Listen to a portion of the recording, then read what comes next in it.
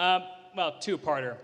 First of all, I think I already know the answer to this, but do you think that there's a bias in American media today? And secondly, as a member... Yes. I kind of figured. But as a member of the press, I want to be a journalist. What can I be doing to combat that in your view? So the first part of bias is story selection bias, which is the stories they don't cover. So my first piece of advice is it's not even the story composition itself, which is of course bad, but it's, are you covering the stories that might make one side look bad or actually might elevate another side? So story selection bias is big.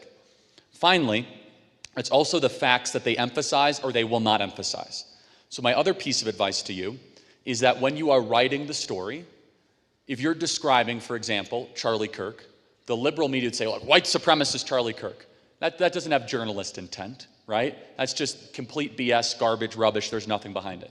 So try to refrain from like very incendiary descriptions or adjectives and try to and I'm sure they teach this as you're a journalist, right? Be incredibly factual in the way that you can write it. In fact, your job should be, this is your goal, the reader should never know your politics.